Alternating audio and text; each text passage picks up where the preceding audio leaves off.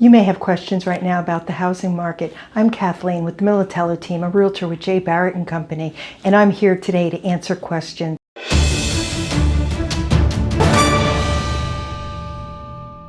Over the next few weeks, I'll be answering real estate questions. You can actually put your questions below. Joseph and I will get back to you and present to you our answers via video. Today we're going to talk about the stock market crash and what kind of impact that may have on today's housing market. The way to predict the present is by taking a look at the past. We're going to take a look at how the housing market has acted in the past during a stock market crash. Many of you are probably curious if this is going to be like 2008 when we had the housing market bust.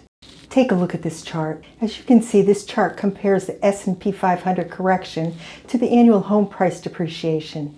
As the stock market crashed by 51%, the annual home depreciation during the same period of time was at almost 20%. Do you recall why this happened? Primarily because of the subprime mortgage crisis, which was collectively created by the world central banks, homeowners, lenders, credit rating agencies, underwriters, and investors. Lenders were the biggest culprits, freely granting loans to people who couldn't afford to pay them back. So as we push forward and we look at the 9/11 and the dot-com crash, I have a quote here, and I'm going to read it directly. David Rosenberg at Gluskin, Shaft and Associates, and he was the chief economist. And this is what he says, verbatim.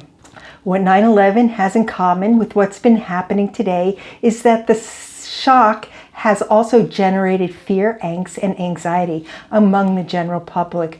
People avoided crowds as they believed another terrorist attack was coming and are acting the same way today to avoid getting sick. The same parts of the economy are under pressure. That's the airlines, leisure, hospitality, restaurants, entertainment, and any consumer discretionary services in general. As an event, the coronavirus is much more similar to 9/11 than 2008. So to better understand what took place during the 9/11 dot-com crisis, take a look at this chart. As the S&P 500 declined between 2000 and 2002, the depreciation was at 45%. And as you look at the annual home prices, you can see almost a 24% increase in appreciation for housing. A picture is worth 1,000 words. It's not unreasonable to think that this crisis we're having today is more like the 9/11 crisis. So many similarities. The stock market correction versus the annual home appreciation acted very well in those times. And as we saw in those charts, as the stock market was going down, home appreciation was going up and was doing very well at that time. Coupled with this, we had a robust start to 2020.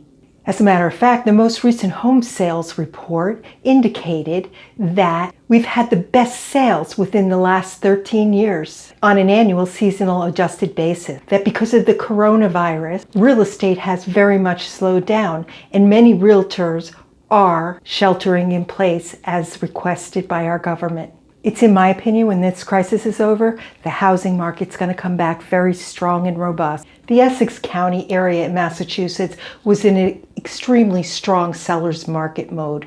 Buyers were competing for homes between $300,000 and $500,000. Homes were only on the market for 1 to 5 days, and there were many bidding wars. Now, some of those buyers may be on furlough right now. They may have lost their jobs, but when they do get their jobs back, they're going to be out there full force, looking to satisfy their dream of purchasing their home. There's quite a bit of pent-up demand. When the economy gets back up on its feet, the demand for housing is going to be right there alongside it. Here's a quote from Lawrence Yang, the chief economist at NAR, the National Association of Realtors. The temporary softening of the real estate market will likely be followed by a rebound once the economic quarantine is lifted. And it's critical that supply is sufficient to meet that pent-up demand. I hope this answers your question on how the stock market crash may be affecting the housing market. Be on the watch for my next video. It will be out next week, and I will be answering more questions about how the coronavirus has impacted the real estate market. If you've liked this video, give it a thumbs up, make a comment, and subscribe. Again, I'm Kathleen with the Militello Team, a realtor with Barrett and Company. Until the next time.